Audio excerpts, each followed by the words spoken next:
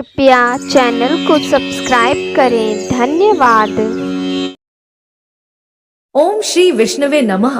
ओम श्री बृहस्पति नमः। मित्रों, सनातन धर्म में बृहस्पतिवार का दिन भगवान विष्णु को समर्पित होता है। कहते हैं कि जो भी व्यक्ति हर बृहस्पतिवार को भगवान विष्णु की पूजा करता है और बृहस्पति देव की कथा सुनता है, बृहस्पति देव और भगवान विष्णु जी की कृपा से उनकी सभी परेशानियां दूर हो जाती हैं।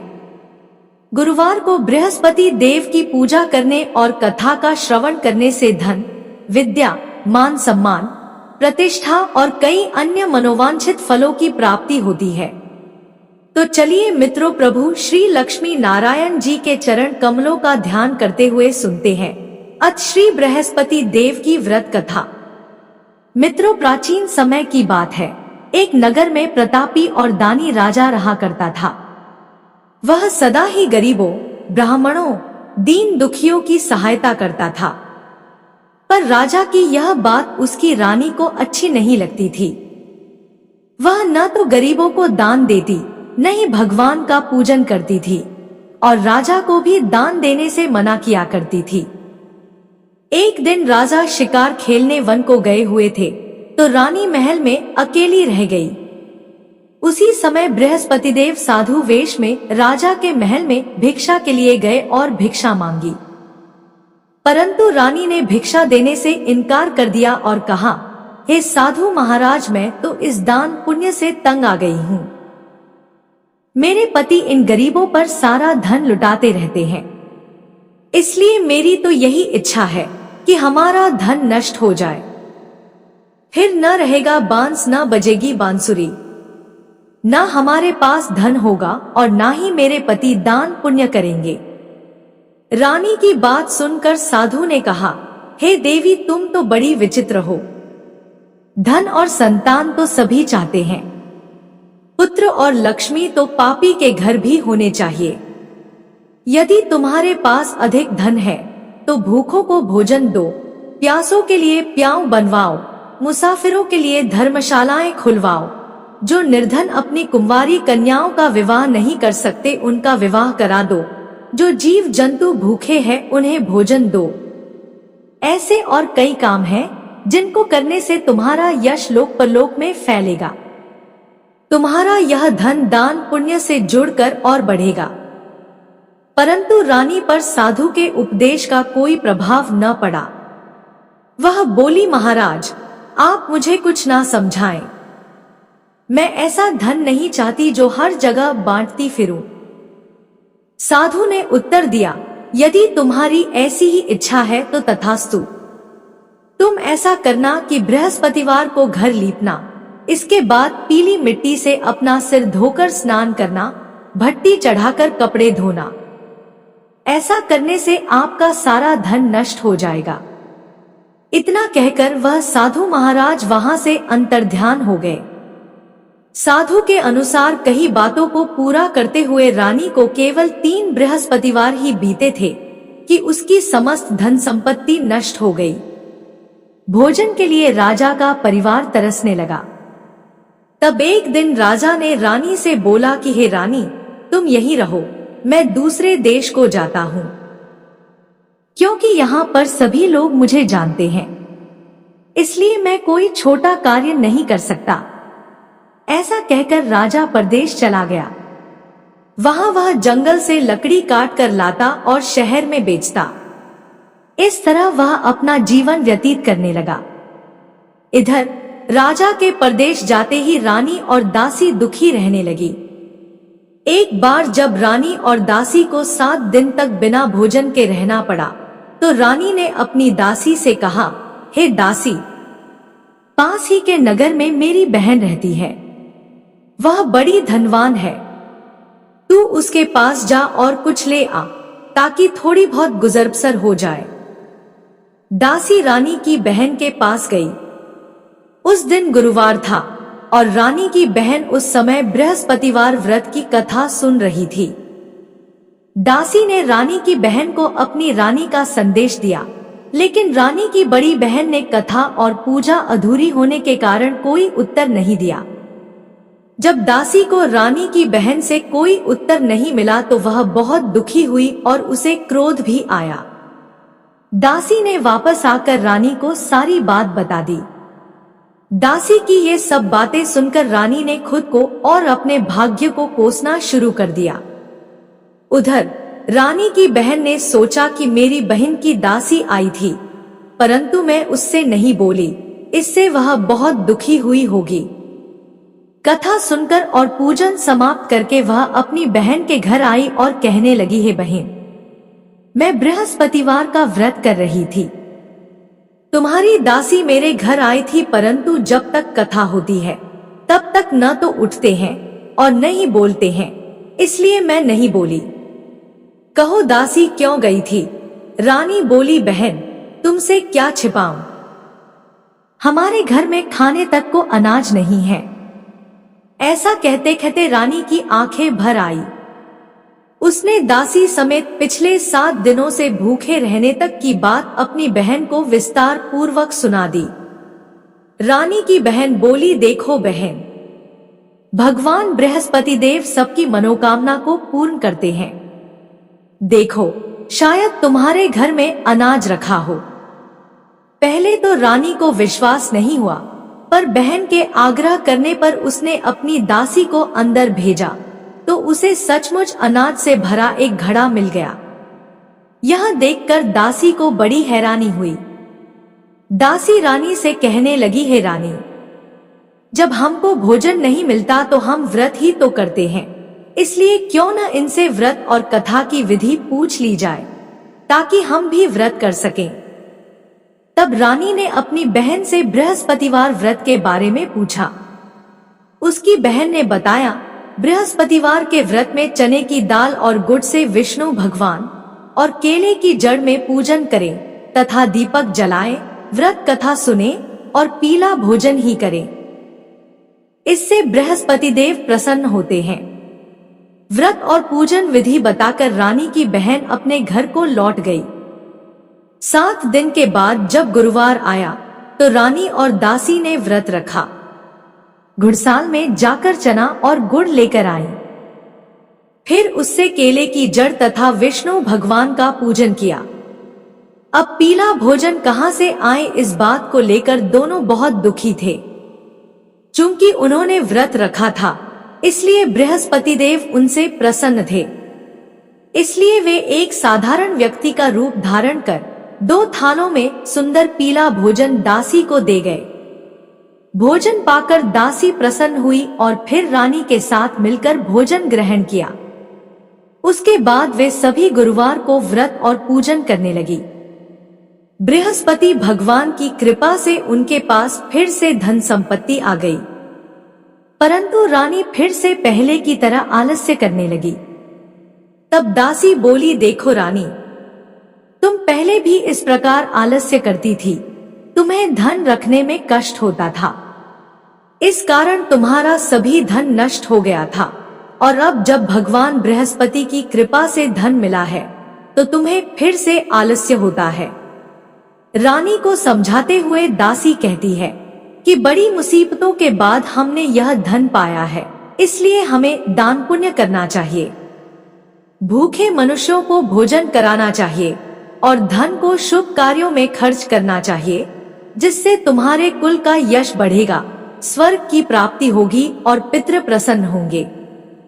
दासी की बात मानकर रानी अपना धन शुभ कार्यों में खर्च करने लगी, जिससे पूरे नगर में उसका यश फैलने लगा। इधर एक दिन राजा दुखी होकर जंगल में एक पेड़ के नीचे आसन जमाकर बैठ गया। वह अपनी दशा को याद करके व्याकुल होने लगा। बृहस्पतिवार का दिन था। एकाएक उसने देखा कि निर्जन वन में एक साधु प्रकट हुए। वह साधु वेश में स्वयं बृहस्पति देवता थे। लकड़हारे के सामने आकर बोले, हे लकड़हारे, इस सुनसान जंगल में तू चिंता मग्न क्यों बैठा है? लकड़हारे ने दोनों हाथ जोड़कर प्रणाम किया और उत्तर दिया, महात्मा जी, आप सब कुछ जानते हैं, मैं क्या कहूँ। यह कहकर रोने लगा और साधु को अपनी आत्मकथा सुनाई। महात्मा जी ने कहा, तुम्हारी स्त्री ने बृहस्पति के दिन बृहस्पति भगवान का निरादर किया है, जिसके कारण रुष्ट होकर उन्होंने तुम्हारी यह दशा कर दी। अब तुम चिंता को दूर करके मेरे कहने पर चलो तो तुम्हारे सब कष्ट दूर हो जाएंगे और भगवान पहले से भी अधिक संपत्ति देंगे।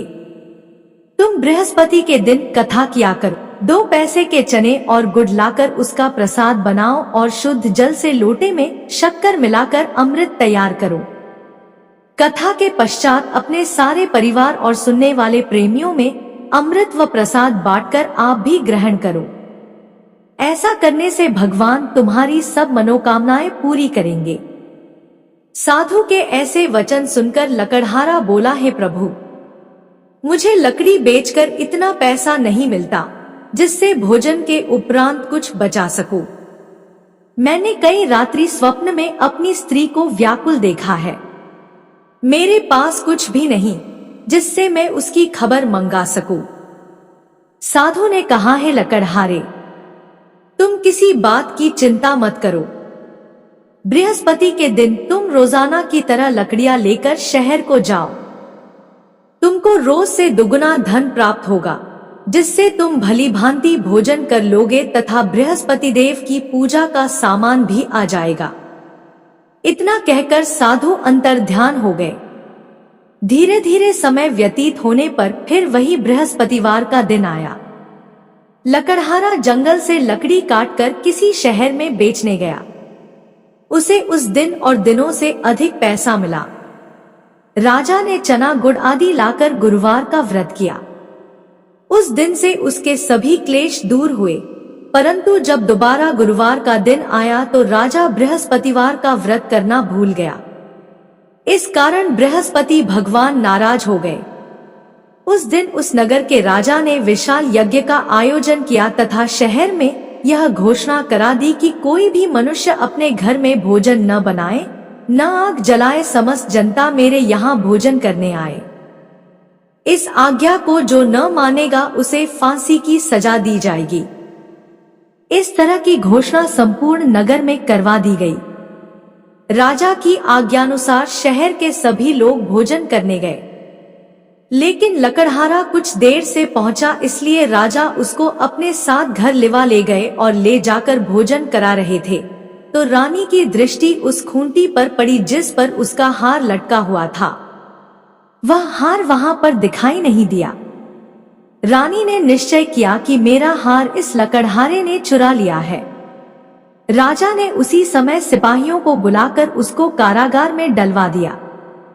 जब लकड़हारा कारागार में पड़ गया और बहुत दुखी होकर विचार करने लगा कि न जाने कौन से पूर्व जन्म के कर्म से मुझे यह दुख प्राप्त हुआ है। ऐसा सोचते हुए वो उसी साधु को याद करने लगा जो कि जंगल में मिला था। उसी समय तत्काल बृहस्पति देव साधु के रूप में प्रकट हुए और उसकी दशा को देखकर कहने लगे, अरे मूर्ख, तूने बृहस्पति देव की कथा नहीं करी, इस कारण तुझे दुख प्राप्त हुआ है। अब चिंता मत कर, बृहस्पतिवार के दिन कारागार के दरवाजे पर 4 पैसे पड़े मिलेंगे। उनसे तू बृहस्पति देव की पूजा करना, तेरे सभी कष्ट दूर हो जाएंगे। बृहस्पति के दिन उसे 4 पैसे मिले। लकड़हारे ने कथा कही। उसी रात्रि को बृहस्पति देव ने उस नगर के राजा को स्वप्न में कहा, हे राजा, तुमने जिस आदमी को कारागार में बंद कर दिया है वह निर्दोष है। वह राजा है, उसे छोड़ देना। रानी का हार उसी खूंटी पर लटका है। अगर तू ऐसा नहीं करेगा तो मैं तेरे राज्य को नष्ट कर दूंगा। इस तरह रात्रि के स्वप्न को देखकर राजा प्रातः काल उठा और खूंटी पर हार देखकर लकड़हारे को बुलाकर क्षमा मांगी तथा लकड़हारे को योग्य सुंदर वस्त्र आभूषण देकर विदा कर दिया। बृहस्पति देव की आज्ञानुसार लकड़हारा अपने नगर को चल दिया। राजा जब अपने नगर के निकट पहुंचा तो उसे बड़ा आश्चर्य हुआ। नगर में पहले से अधिक बाग, तालाब, कुएं तथा बहुत सी धर्मशाला, मंदिर आदि बन गई हैं। राजा ने पूछा, यह किसका बाग और धर्मशाला है? तब नगर के सब लोग कहने लगे, यह सब रानी और बांदी के हैं। तो राजा को आश्चर्य हुआ और गुस्सा भी आया। जब रानी ने यह खबर सुनी कि राजा आ रहे हैं, तो उन्होंने बांदी से कहा कि हे दासी, देख राजा हमको कितनी बुरी हालत में छोड़ गए थे। हमारी ऐसी हालत देखकर वह लौट न जाए, इसलिए तू दरवाजे पर खड़ी हो जा। आज्ञानुसार दासी दरवाजे पर खड़ी हो गई। राजा आए तो उन्हें अपने साथ लिवा लाई। तब राजा ने क्रोध करके अपनी रानी से पूछा कि यह धन तुम्हें कैसे प्राप्त हुआ है। तब उन्होंने कहा, हमें यह सब धन बृहस्पति देव के इस व्रत के प्रभाव से प्राप्त हुआ है।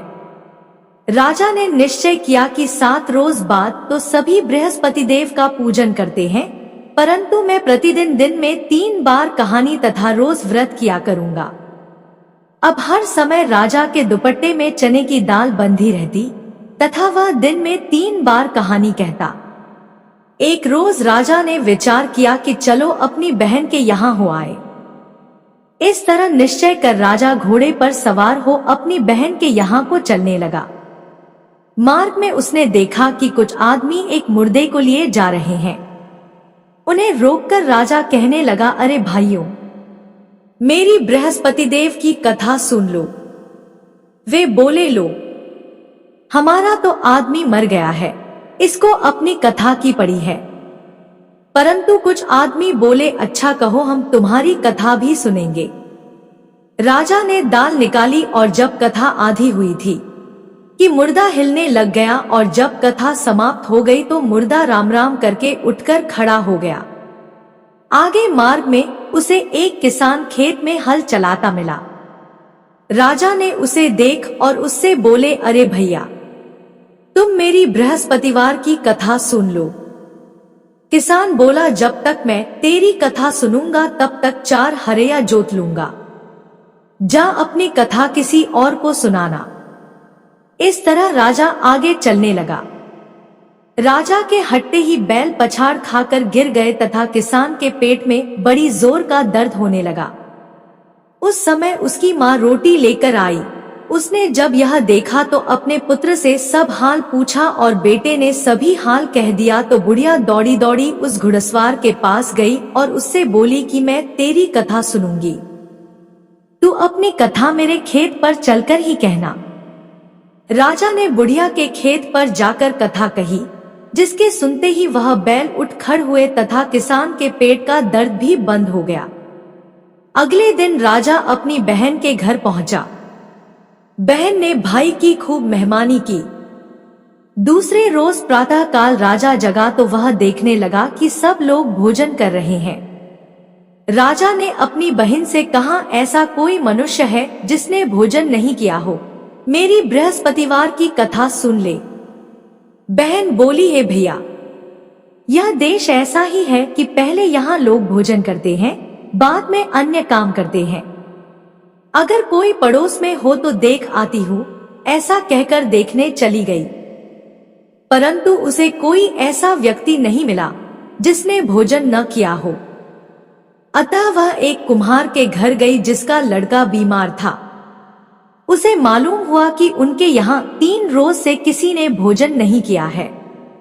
रानी ने अपने भाई की कथा सुनने के लिए कुम्हार से कहा, वह तैयार हो गया। राजा ने जाकर बृहस्पतिवार की कथा कही, जिसको सुनकर उसका लड़का ठीक हो गया। अब तो राजा की प्रशंसा होने लगी। एक रोज राजा ने अपनी बहन से कहा कि हे बहन, हम अपने घर को जाएंगे, तुम भी तैयार हो जाओ। राजा की बहन ने अपनी सास से कहा। सास ने कहा, हाँ चली जा, परंतु अपने लड़कों को मत ले जाना, क्योंकि तेरे भाई के कोई औलाद नहीं है। बहन ने अपने भैया से कहा, है भैया, मैं तो चलूंगी पर कोई बालक नहीं जाएगा। राजा बोला, जब कोई बालक नहीं चलेगा तब तुम ही क्या करोगी। बड़े दुखी मन से राजा अपने नगर को लौट आया। राजा ने अपनी रानी से कहा, हम निर्वंशी हैं, हमारा मुंह देखने का धर्म नहीं है और कुछ भोजन आदि नहीं किया। रानी बोली, हे प्रभु, बृहस्पति देव ने हमें सब कुछ दिया है, वह हमें औलाद अवश्य देंगे। उसी रात को बृहस्पति देव ने राजा से स्वप्न में कहा, है राजा उठ, सभी सोच त्याग दे, तेरी रानी गर्भ से है। राजा की यह बात सुनकर बड़ी खुशी हुई। 9वें महीने में उसके गर्भ से एक सुंदर पुत्र पैदा हुआ। तब राजा बोला, हे रानी, स्त्री बिना भोजन के रह सकती है, पर बिना कहे नहीं रह सकती। जब मेरी बहन आए तुम उससे कुछ कहना मत।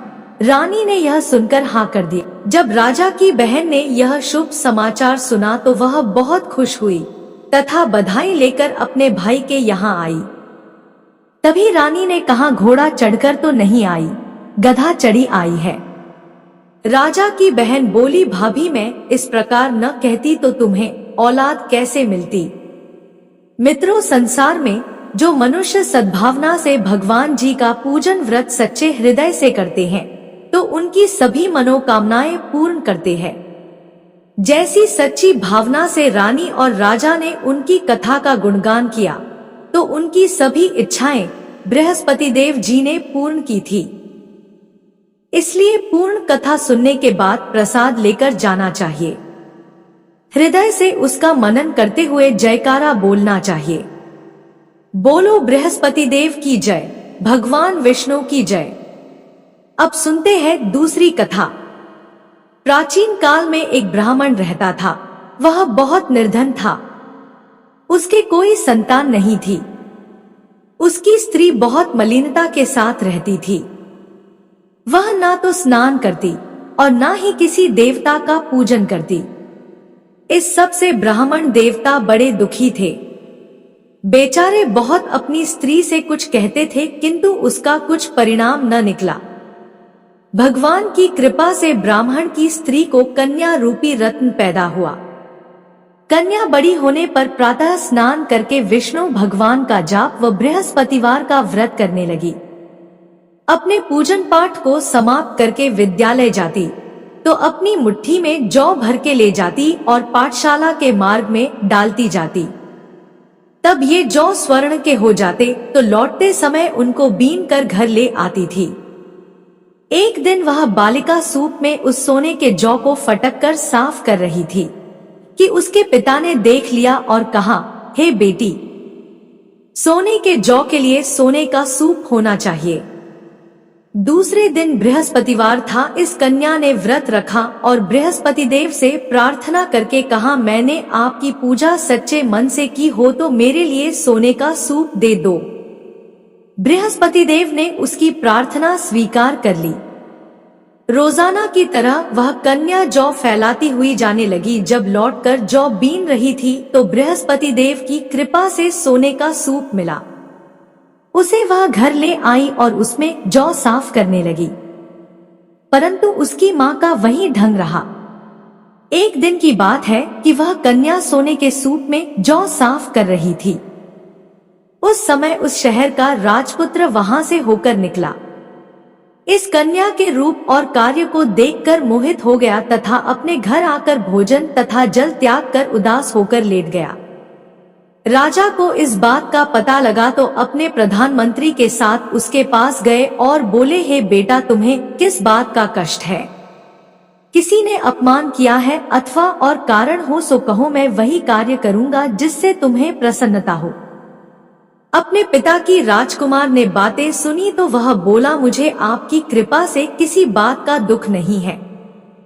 किसी ने मेरा अपमान नहीं किया है, परंतु मैं उस लड़की से विवाह करना चाहता हूँ जो सोने के सूप में जौ साफ कर रही थी। यह सुनकर राजा आश्चर्य में पड़ गया और बोला, हे बेटा, इस तरह की कन्या का पता तुम ही लगाओ, मैं उसके साथ तेरा विवाह अवश्य ही करवा दूंगा। राजकुमार ने उस लड़की के घर का पता लगाया। तब मंत्री उस लड़की के घर गए और ब्राह्मण देवता को सभी हाल बतलाया। ब्राह्मण देवता राजकुमार के साथ अपनी कन्या का विवाह करने के लिए तैयार हो गए तथा विधि विधान के अनुसार ब्राह्मण की कन्या का विवाह राजकुमार के साथ हो गया। कन्या के घर से जाते ही पहले की भांति उस ब्राह्मण देवता के घर में गरीबी का निवास हो गया। अब भोजन के लिए भी अन्न बड़ी मुश्किल से मिलता था। एक दिन दुखी होकर ब्राह्मण देवता अपनी पुत्री के पास गए। बेटी ने पिता की दुखी अवस्था को देखा और अपनी मां का हाल पूछा। तब ब्राह्मण ने सभी हाल कहा। कन्या ने बहुत सा धन देकर अपने पिता को विदा कर दिया। इस तरह ब्राह्मण का कुछ समय सुखपूर्वक व्यतीत हुआ। कुछ दिन बाद फिर वही हाल हो गया।